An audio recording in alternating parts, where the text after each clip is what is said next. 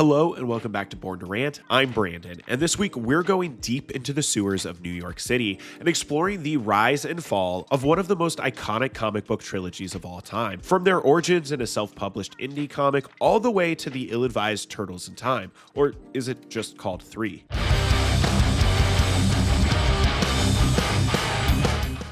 I think one of the things that's most interesting about this franchise is that it began its life in the indie world, and even the first movie was released by an independent studio, which then went on to become the highest grossing independent movie ever, a record it would hold for almost a decade until the Blair Witch came along. But even success aside, I genuinely think the first Teenage Mutant Ninja Turtles movie is one of the best comic book movies ever made. No caveats, I think it's just fantastic. Like, even if we just keep the conversation to first gen comic book movies, I think it smokes pretty much every other adaptation out there. And sure, some people might scoff and say, but what about Batman? And to that I say, touche. But for as much as I love Burton's Batman, it's always felt a little hollow to me. Like, it's awesome and I love it, but I personally prefer the way that Teenage Mutant Ninja Turtles is a story about family and growing up. Like, Raphael is such a great character in this movie, and I just love how angry he is, and this conversation that he and Splinter have is legitimately beautiful and special. You are unique among your brothers, for you choose to face this enemy alone. Sure, it's not as flashy as Batman, and it doesn't have the fun colors and lighting of a movie like Dick Tracy, but Teenage Mutant Ninja Turtles has a real heart to it that's just undeniable. And like I said, the movie was a huge success, which makes it all the more interesting that for the sequels, the studio would decide to go in the complete opposite direction. Rather than aging the movie up with their audience, they would weirdly age it down, which admittedly worked really well on me because I was born in 1990, but in watching as an adult, it's clear to see why there was such a steep decline in the box office between the first movie and the second, and an even bigger drop going into the third. Now, before we go any further, I do want to pause and let you know that from here on out, this is going to be a compilation video combining all 3 of the Teenage Mutant Ninja Turtle videos I made a while back. Though I've made a few updates and changes throughout, they are largely still the same videos. And finally, a friendly reminder that Born to Rant is a completely independent channel, and I don't use any AI in the creation of my videos. And if that means anything to you at all, your support by either liking the video or subscribing to the channel would mean the world. And with all of that out of the way, let's grab our skateboard, trench coat, and fedora and dive into the good, the bad, and the ugly of the Teenage Mutant Ninja Turtles trilogy. Pizza dude's got 30 seconds. So I've seen this movie so many times, it practically mutated my DNA as a kid. A movie that has absolutely no business working as well as it does, and the movie that taught all 90s kids the most valuable lesson of all. Wise man say forgiveness is divine, but never pay full price for late pizza. In all seriousness, I genuinely think that this movie works so much better than it has any right to. Like, realistically, it should exist in the same category of flops as Howard the Duck or Masters of the Universe. But instead, it stands damn near toe-to-toe with Tim Burton's Batman as a movie that took a property that most people looked at as too silly to work and created a dark and unique movie that would appeal to kids, teens, and adults alike. I really think that the costumes designed by Jim Henson's Creature Shop still look absolutely incredible today, and really work within the world that the movie creates. There's also the fact that this movie kind of looks amazing. Don't get me wrong, it has a sort of cheap quality to the way it looks, but I think it really adds to the overall grit and keeps the movie from feeling like a live-action cartoon and more like the real world. So this is a movie that I really don't remember seeing for the first time because I was actually born the same year this movie was released. So growing up, this movie was just always in my house, and I really don't remember a time in my life without it. From the individual personalities of the Turtles to the fight choreography and even the way it looked, all of it just grabbed my attention as a kid and it wouldn't let go. To the point that my brother and I would force our dad, who worked with greenhouses, to bring home rolls of landscaping tape from work so that we could tie it around our heads and wrists and pretend to be the Ninja Turtles. We of course lovingly referred to this as Ninja Tape. I also have to imagine this movie is directly responsible for my lifelong addiction to pizza, but that's neither here nor there. And like I said, this movie looks really incredible. Director Steve Barron and cinematographer John Fenner created a movie that plays with dark, moody lighting, but somehow doesn't feel dark and moody. Like, this movie really does feel like the exact midpoint between the dark and gritty origins of the comic book and the bright, kid-friendly adventures of the animated series. The opening stuff with the turtles in the sewer has always been an early standout standout moment for me, but then also the entire battle in the antique store looks absolutely amazing, and I love the break from the city we get once our heroes escape to April's family farm. But before I get too deep into waxing poetic about everything that makes Teenage Mutant Ninja Turtles a great movie, let's go back in time and learn just a bit about how this movie came to be. And it all starts with these two guys, Kevin Eastman and Peter Laird, who created the Teenage Mutant Ninja Turtles comics in 1984, and the comic became a hit pretty quickly, and just 3 years later in 1987, the animated show was brought to life on the small screen. And it was around this same time that Gary Proper happened to stumble across an issue of the comic book while he was touring with the comedian Gallagher, who he was managing at the time. And so Proper called up his producing partner Kim Dawson and told him about this cool and crazy comic that he'd found, and that the genius is that you could make the movie with no stars and just put some guys in costumes, have them do karate, and call it a day. And pretty quickly, the two were able to secure the rights and got to work on finding the funding to make the movie. Unfortunately though, every single studio that they went to pointed to the failure of Masters of the Universe, Howard the Duck, or the Garbage Pail Kids movie as the exact reason to stay away from making a live-action Turtles movie. And at the time, Dawson had started working with stand-up comedian and screenwriter Bobby Herbeck, who was working over at Golden Harvest Studios, which was based in Hong Kong and primarily known as a kung fu studio. And Herbeck started pestering the head of production, Tom Gray, about the Turtles movie, and understandably, Gray was completely uninterested in a movie called Teenage Mutant Ninja Turtles. That is, until Herbeck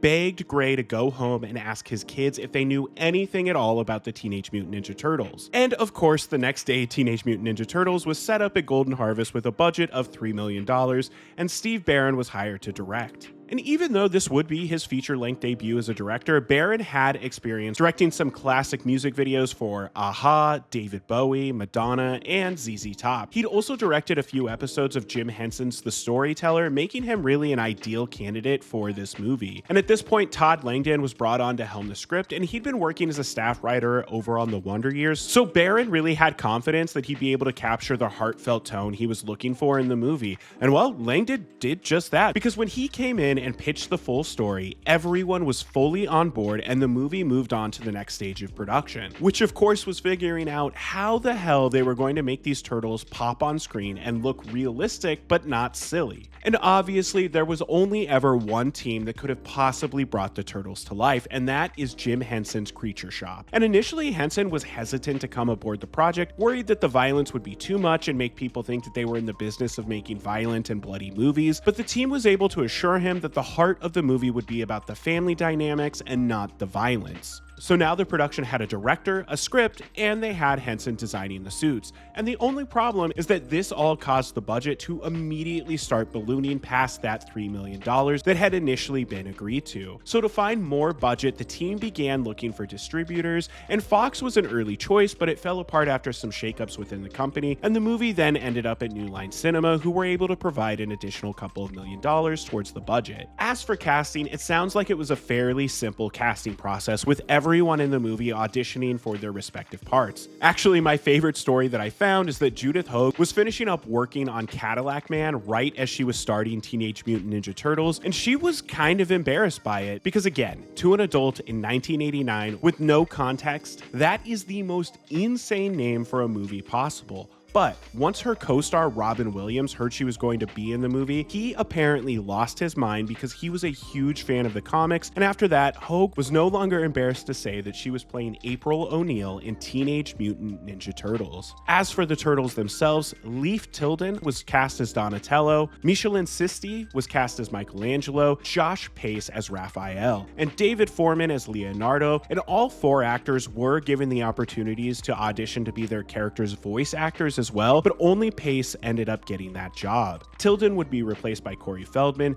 Sisti by Robbie Rist, and Foreman by Brian Tochi. And finally, in the summer of 1989, Teenage Mutant Ninja Turtles went into production with a budget of roughly $13.5 million, primarily filming in North Carolina with just a few shooting days in New York City for establishing shots. Also, because the suits were so big and made the actors a little slower, the dialogue and fight scenes with the Turtles were apparently all shot at 23 frames per second, and then ramped up to 24 to give the turtles just a little extra speed to their movements. Production would wrap in September of 1989, and as far as post-production goes, there are two very famous stories from this movie I want to touch on. The first is that this movie was originally edited by the one and only Sally Menke, who would go on to become Quentin Tarantino's editor for every movie he made until she sadly passed away in 2010. Actually, Tarantino would often point to Teenage Mutant Ninja Turtles as the movie that caught his eye and made him want to start working with Sally. The other story is that during post-production, Barron was realizing there were a few scenes that they ran out of money before he had a chance to film, and he really wanted to get those last couple of scenes. So without New Line or Golden Harvest knowledge, he took the movie over to Jeffrey Katzenberg at Disney and screened it for him twice, and Katzenberg liked the movie enough that he called up Tom Gray at Golden Harvest and offered to buy the movie for distribution. But of course, by this point, Gray had realized what they had on their hands and told Katzenberg they'd be keeping it at New Line. And anyway, right after this, both Steve Barron and Sally Menke were both fired from the movie for going around the studio's back. And finally, on March 30th, 1990, Teenage Mutant Ninja Turtles the movie was released into theaters, and on its opening weekend, it made $25.3 million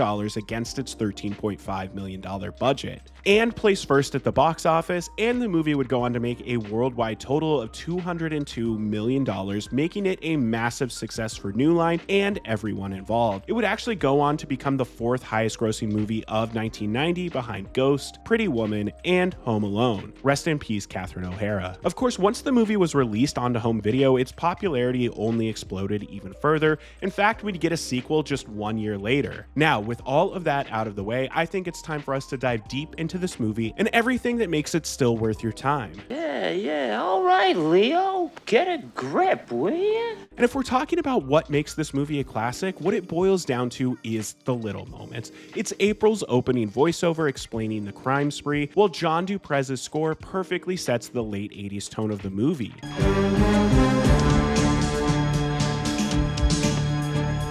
It's the turtles being revealed in the sewer after rescuing April, and Donnie saying, Bossa Nova! Bossa Nova? Chevy Nova? It's seeing Sam Rockwell say, Regular or mental?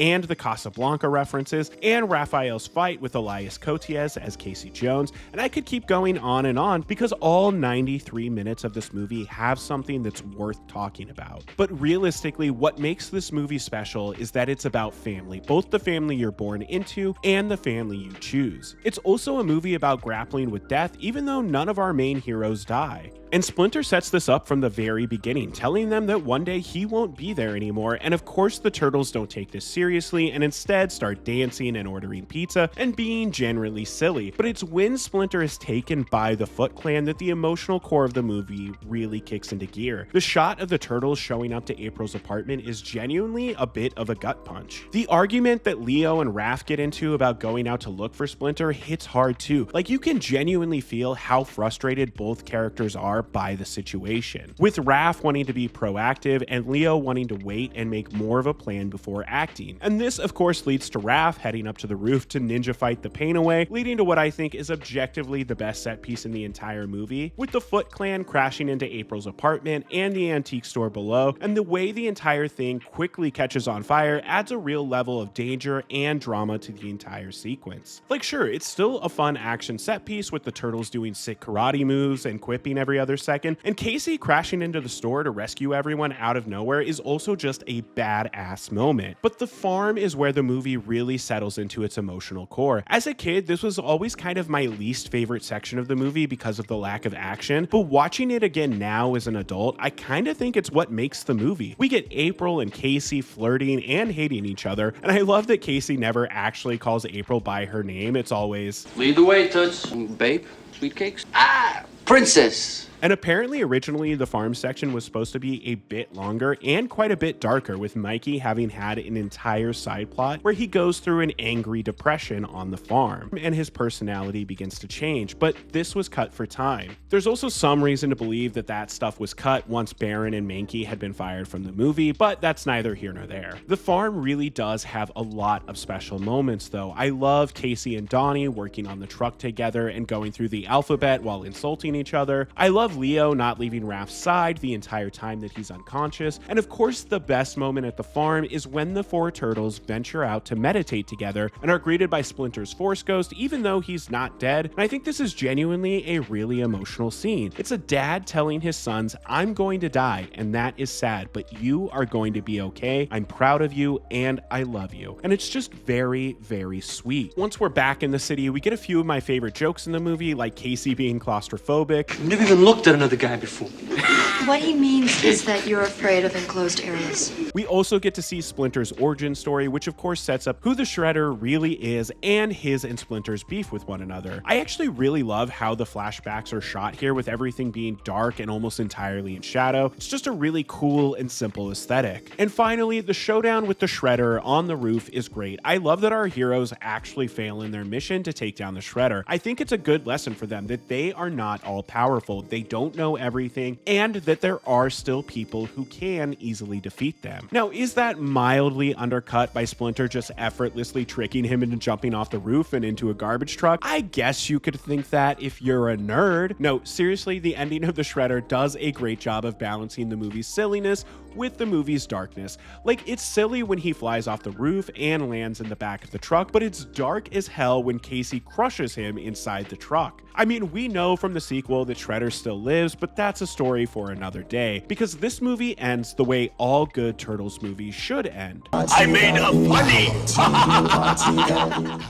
So, 35 years later, what is the legacy of Teenage Mutant Ninja Turtles, the movie? Well, this movie is held in really high regard amongst millennials and 90s kids in general. Like, it's one of those movies you loved as a kid that when you watch back as an adult, you're not really embarrassed by. Are there some cringy moments and jokes? Sure. But honestly, they all still work really well within the context of the movie. And actually, this movie is so well loved that just this past December, Arrow Video went through the trouble of remastering and releasing this movie, Secret of the Ooze, and Teenage Mutant Ninja Turtles 3 on 4K Ultra HD, something I would really like to get my hands on at some point down the line. And speaking of Secret of the Ooze, like I said, that would be released just a year after this movie, and I kind of think it's just as good as this movie, though it's definitely more silly and closer to the cartoon and a lot less gritty. We'd also get several more animated versions of the Turtles over the years, plus Michael Bay did 2 live-action movies that I never really got around to seeing, and a couple years ago we got Mutant Mayhem, which I thought rocked and I had a really great time watching it. There have been rumblings that we could see another movie set in this universe, but at this point in time, I don't know, it could be kind of cool. I think it would be impossible to capture the same kind of gritty but fun tone. Hi, we were looking for a muffler for a 77 Chevy.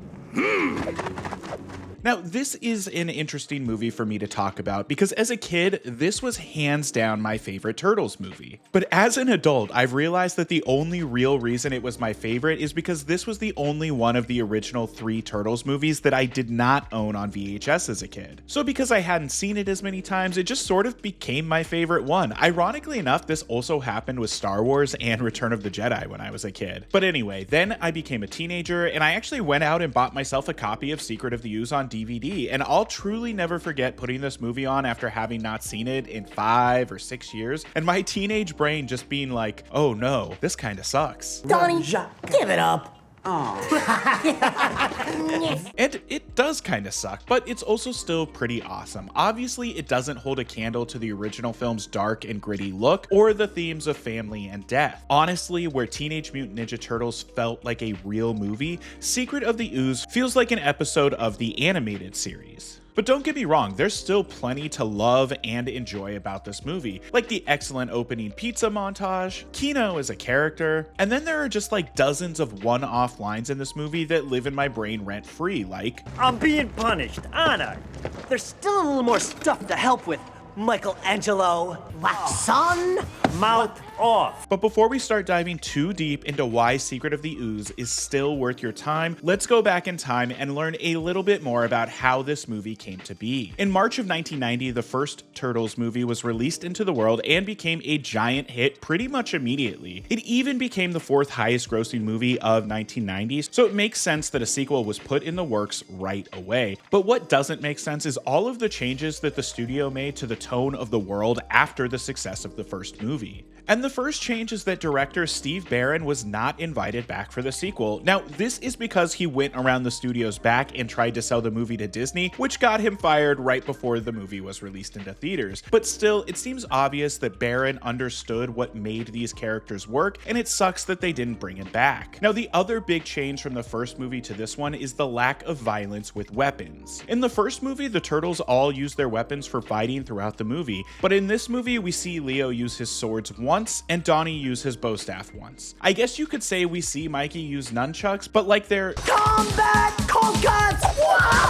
Not even his real weapons. And this was done because after the release of the first movie, there was a lot of fake controversy about the violence in the movie. Parents were apparently complaining that the movie was too dark and violent for their kids, but I mean, the movie made so much money, it's hard to believe that anyone actually cared about the violence, or that taming down the violence would lead to an increase in box office revenue. But what can I say? Studio heads are not known for being the smartest people in the world. Now, Secret of the Ooze was put into works pretty much immediately after the release of the first movie, even getting a $25 million budget up front, which was almost double the budget of the first film. Todd Langdon was again hired to helm the screenplay, and Michael Pressman was hired to replace Steve Barron as director. And at this point in his career, Pressman had directed quite a bit of stuff, mostly movies and TV movies, and from what I can tell, none of the things he worked on prior to Ooze ended up being much of a hit for him. So I'm not really sure how he landed this job, but it was clear that he was hired with the direction to make this movie more like the animated series and less like the previous movie. And I think that cinematographer Shelley Johnson also really understood this assignment, because Ooze feels so much more sleek and polished than the first movie in nearly every way. As for the casting, Judith Hoag was not offered the chance to return as April O'Neil, and the official story has been that she complained too much about the insane shooting schedule, the difficult conditions, and the first movie's overall violent nature. But seriously, her not returning has always felt so ridiculous to me, and she would end up being replaced by Paige Turco, who I do think does a pretty solid job in this movie. Elias Koteas would also not be brought back to be Casey Jones in this movie, though he would return for the third movie. Instead of Ooze having Casey Jones, the decision was made to create a new character for Ernie Reyes Jr., who had been the stuntman inside the suit for Donatello on the first movie. And apparently the producers just really liked Reyes, and before production even wrapped on the first movie, the producers told him that they'd be bringing him back as a real character for the second movie, which of course he took with a grain of salt, and then 6 months later a script turned up and he was actually in it. And fun fact, Secret of the Ooze is the only Turtles property to feature the character of Keno. As for the Turtles, Brian Tochi and Robbie Rist would return to voice Leonardo and Michelangelo respectively. But Corey Feldman was not invited back to voice Donatello after he pled guilty to a drug charge between the two movies. And I'm not sure why Josh Pace didn't come back to play Raphael, considering he was the only one of the original four to get to be both in the suit and be the voice actor. As for the guys in the suits, Michael Sisti and Leif Tilden would return as Mikey and Donatello, but Leo and Raph would be replaced by Mark Casso and Ken Traum, respectively. Kevin Clash would also return to both puppeteer and voice Master Splinter.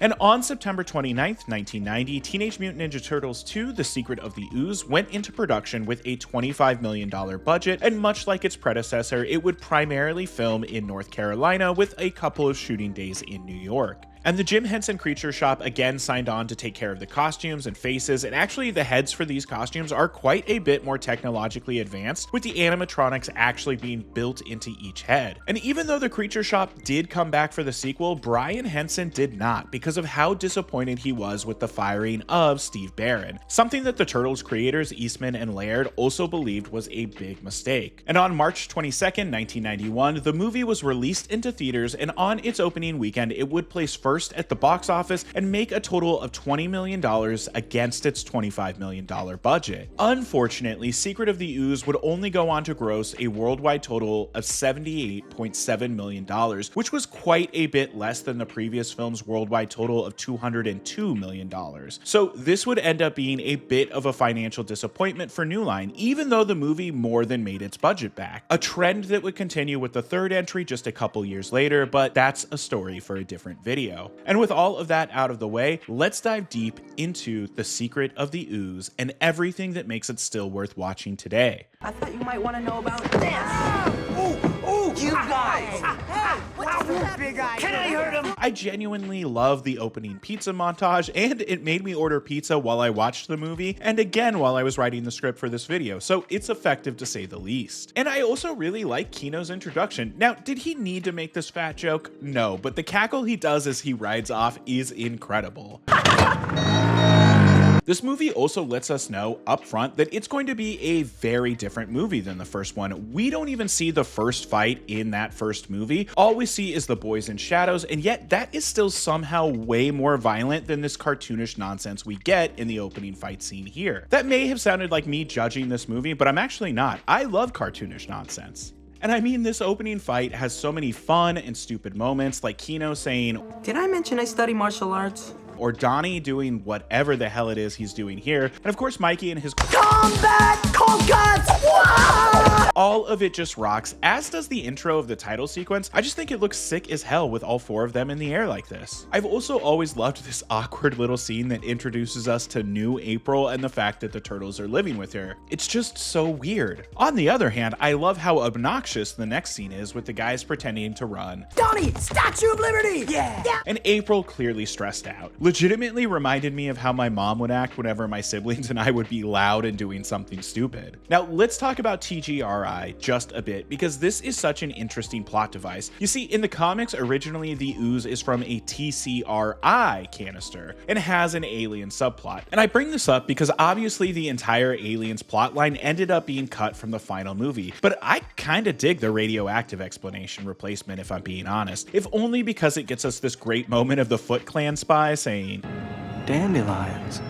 which leads to one of the only deeper scenes in the entire movie, with Splinter deciding to finally tell the turtles where they came from. And I like that Donnie is really frustrated by the randomness of it all, wanting to believe that there was something more to the story, something that would provide purpose. Unfortunately, the movie does absolutely nothing with this side plot. Let's also briefly talk about the ridiculous return of the Shredder. I mean, what is there to say? It makes absolutely no sense, and Eastman and Laird apparently fought to try and keep him from returning, but the studio preferred to stick closer to the animated show, something you'll probably hear me say at least a few more times in this video. But I love his dramatic hand reach up. I love Tatsu trying to act like a big shot only to immediately shrink back down when he sees the Shredder show back up. And I love the Shredder's sick new armor they make for him. Now, this movie does treat us to a lot of fight sequences, and for the most part, they're pretty fun, if not a little obnoxious. And the fight at TGRI is no different, although I do really like how the turtles react to seeing the Foot Clan again, but this fight is just so over the top, with Donnie surfing on an office chair while the boys are playing football with the canister, and David Warren's Professor Perry being kidnapped. And the story splits from here in kind of an interesting way. In this movie, we get to spend a little bit more time with the Shredder and get a look into his mindset than we did in the first movie. And I love his insistence that the professor recreate the turtles,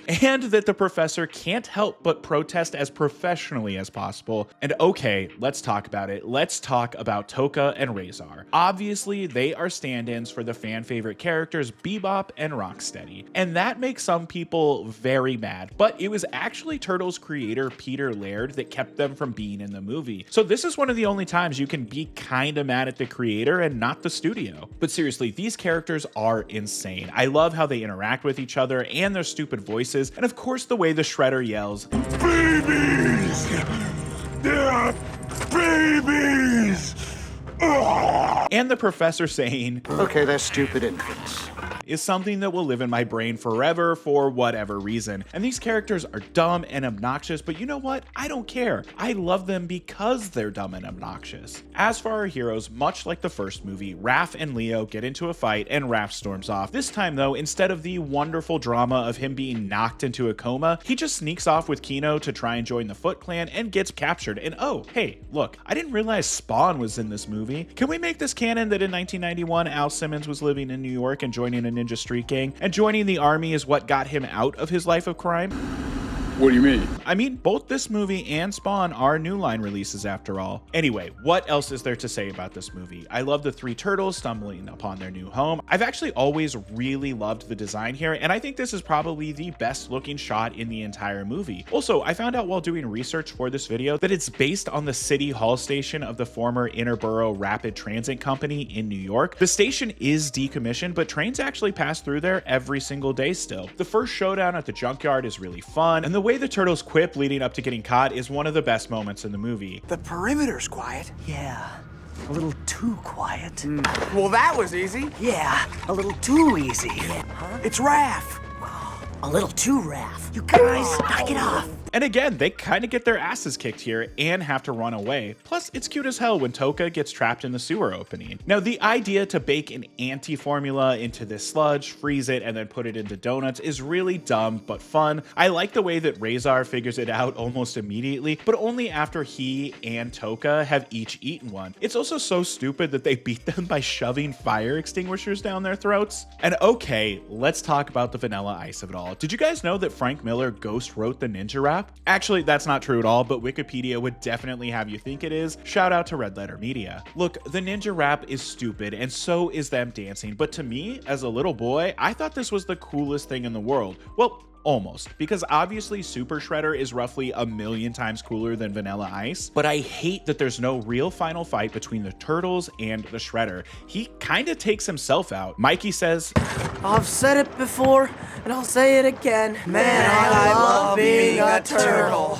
And then the movie ends as all good Turtles movies should end, with Splinter saying, I made another funny. So, 35 years later, what is the legacy of Secret of the Ooze? Well, it's obviously looked down on quite a bit in comparison to the first movie, but also I think there's a lot of love for this movie. I said in my first Teenage Mutant Ninja Turtles video that I kind of prefer this one, even though the first one is better, and after watching them again back to back, I'm actually not so sure I stand behind that now. But I do genuinely still love this movie. I think that really is the ultimate legacy of the movie. Compared to the first movie, it's just not very good, but on its own, it's a perfectly fun time hanging out with our favorite Turtles. But let me know in the comments, which Turtles movie is your favorite? Do you wish Keno would show back up in the world of the Turtles? Which April do you prefer?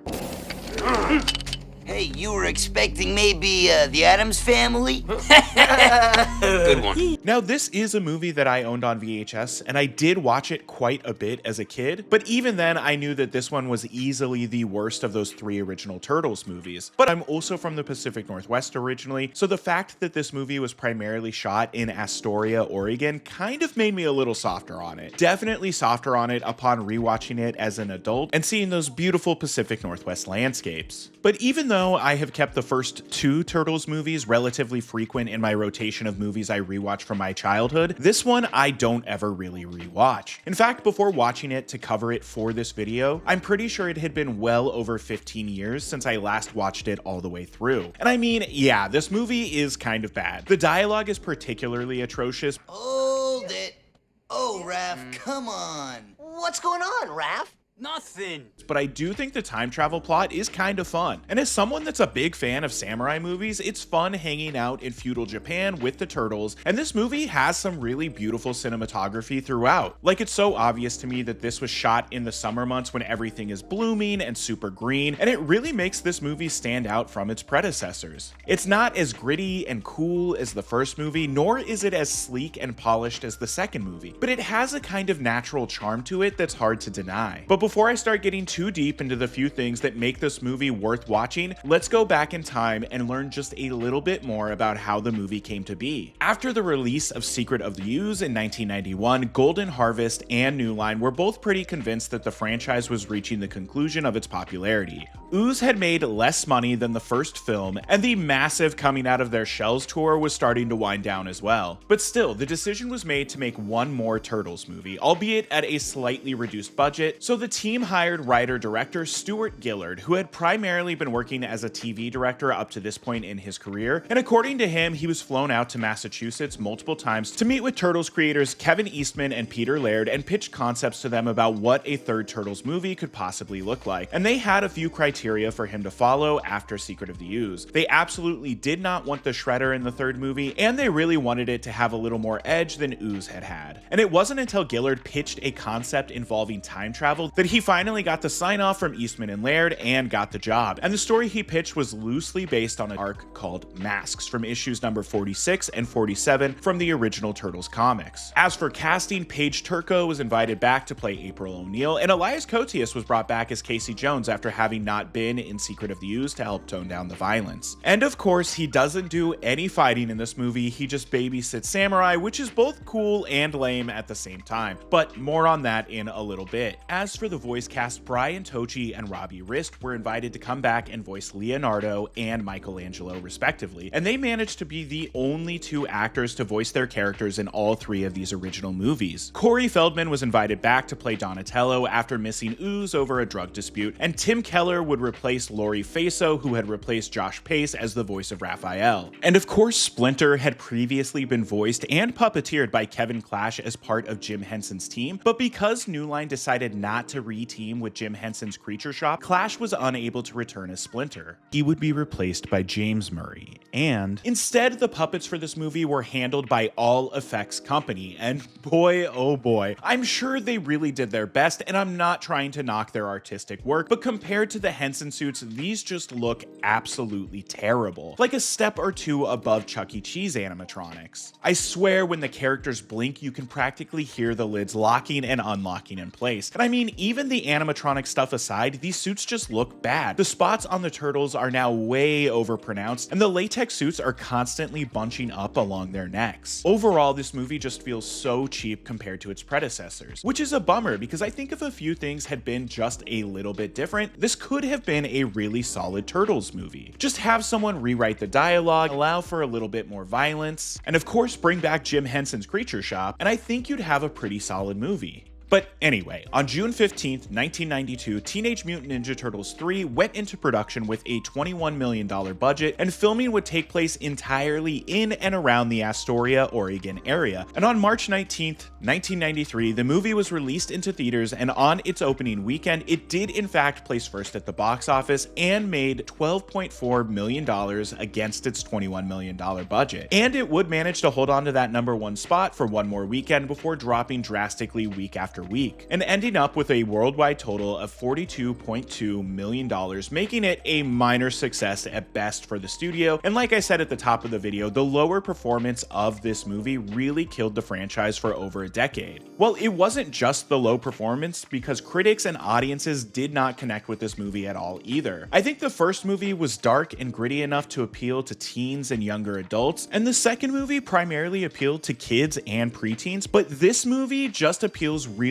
only to young kids. I think that was a giant mistake on the studio's part. Instead of aging up the movies with their audience, they went the opposite route and aged each movie down to a younger and younger audience until they completely lost everyone who liked the first movie. And with all of that out of the way, I think it is time for us to dive deep into Teenage Mutant Ninja Turtles 3 and see what, if anything, still makes this movie worth watching today. Okay, Turtles, let's move out. You bet. Much like with my video on Secret of the Ooze from a few weeks ago, I have less to say about this movie than I did the movie before it, but I do think there's still some great stuff to be found here. Specifically, the cinematography by David Gerfinkel, Roy Forge Smith's work as production designer, the score by John Duprez, and the wildly uneven script written by Gillard himself. But let's start with how this movie looks, and what better place to start than with this incredible opening shot of Aiden Hansei as Prince Kenshin being chased backlit against a practical sunset. And I just love how this shot is framed. It feels so epic, and it reminds me of the classic samurai movies from Japan. And this is the absolute best shot in the movie, hands down. So sadly, it is only downhill from here, but there are still some great looking moments throughout the rest of this movie. I love absolutely everything on the beach, but the landscapes in this movie are beautiful as well. I love all the blooming flowers, and the scene where Mikey saves Yoshi is also a really great looking moment. I mean, that's real fire straight up, and it looks absolutely amazing. I also think that Roy Forge Smith's production design should get some real credit. First of all, I like his expanded take on the subway layer. I think it looks great, but all of the stuff in the past is where he really shines. I think he did a great job creating the Daimyo's Fortress as well. It's definitely not 100% authentic, but it's most of the way there, and it's aesthetically appealing, so it's hard to complain. As for the score, John Duprez did return to finish out the trilogy, but I feel like this score is completely different than the previous two movies.